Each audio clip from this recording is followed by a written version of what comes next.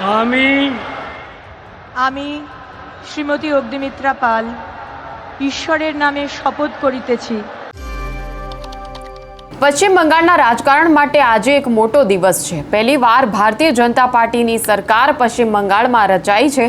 સુવેન્દુ અધિકારી ભારતીય જનતા પાર્ટીના પશ્ચિમ બંગાળના પહેલા મુખ્યમંત્રી બન્યા છે।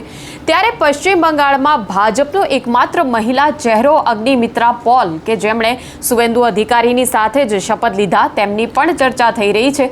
ત્યારે આ વિડીયોમાં જાણીશું કે આખરે કોણ છે અગ્નિમિત્રા પોલ કે જે પશ્ચિમ બંગાળમાં ભાજપની સરકારના પહેલા મહિલા કેબિનેટ મંત્રી બન્યા છે।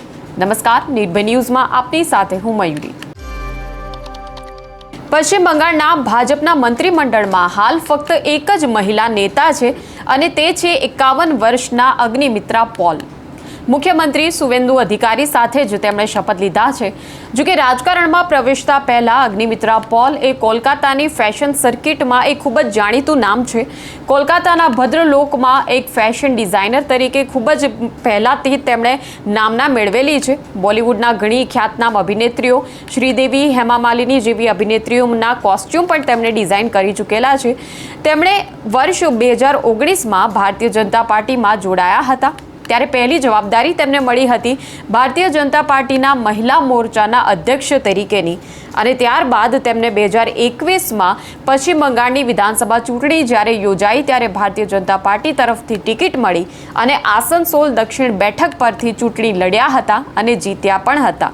2021ની પશ્ચિમ બંગાળની આ ચૂંટણીમાં ટીએમસીના સાયોની ઘોષને તેમણે હરાવ્યા હતા અને આ વખતે પશ્ચિમ બંગાળની વિધાનસભાની ચૂંટણીમાં પણ આસનસોલ દક્ષિણ બેઠક પરથી જ તેઓ ચૂંટણી લડ્યા।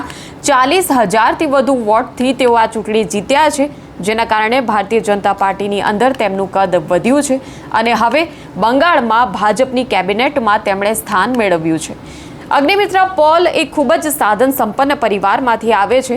તેમના જે ચૂંટણી સોગંદનામામાં આપેલી વિગતો છે, અમુક મીડિયા રિપોર્ટ્સનું સાચું માનીએ તો તેમના પરિવાર પાસે કરોડો રૂપિયાની સંપત્તિ છે। અગ્નિમિત્રા પોલ અંદાજે રૂપિયા 6.5 કરોડથી 8 કરોડની વચ્ચે કુલ સંપત્તિ ધરાવે છે। કોલકાતામાં અઢળક આલીશાન ફ્લેટ છે, કોમર્શિયલ મિલકતો છે, જેની કિંમત પણ કરોડોમાં થવા જાય છે। ભારતીય જનતા પાર્ટીમાં જે રીતે ખૂબ ઝડપથી તેમનો એક ઉદય થયો, જે તેમની રાજકીય સફર રહી છે, તેની પાછળ ઘણા કારણો છે। ફિલ્મ ઉદ્યોગમાં જ્યારે તમે કામ કરતા હોવ છો અને જો પહેલેથી જ તમે એક સેલિબ્રિટી છો તો તમારા રાજકીય સંપર્કો સતત વધતા હોય છે। જ્યારે પૈસા, પાવર અને સેલિબ્રિટી સ્ટેટસ એ બધું જ તમારી પાસે હોય તો નેતા બનવામાં વાર લાગતી નથી।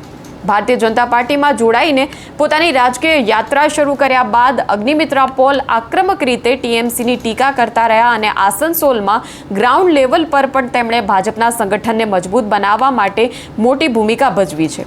અગ્નિમિત્રા પોલ પોતે એક કાયસ્થ સમાજમાંથી આવે છે અને કાયસ્થ સમાજ એ પશ્ચિમ બંગાળમાં ભારતીય જનતા પાર્ટીનો ખૂબ જ વફાદાર મતદાર વર્ગ છે તેવું માનવામાં આવે છે।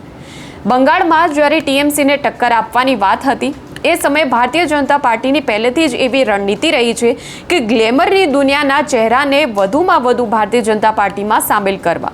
તો પહેલેથી જ ભાજપે બંગાળમાં એવો ટ્રેન્ડ સેટ કર્યો હતો કે જે લોકો ગ્લેમર વર્લ્ડ સાથે સંકળાયેલા હોય, જેમની એક સેલિબ્રિટી અપીલ હોય, સ્થાનિક જનતામાં જો તેમને પક્ષમાં સમાવી લેવામાં આવે છે તો ચૂંટણીના સમયે સ્થાનિક જનતાના માનસ પર આ વાત વધુ અસર કરતી હોય છે।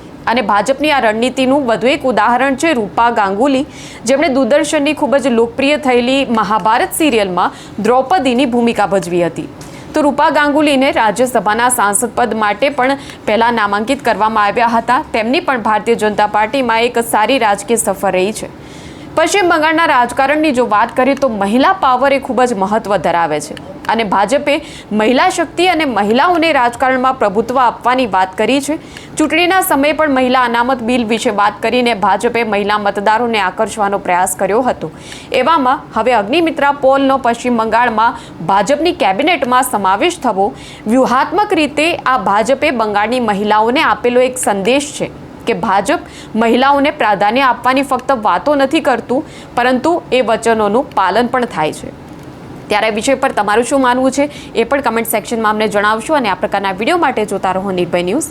અમારી ચેનલને લાઇક, શેર અને સબસ્ક્રાઇબ કરવાનું ભૂલશો નહીં। નમસ્કાર।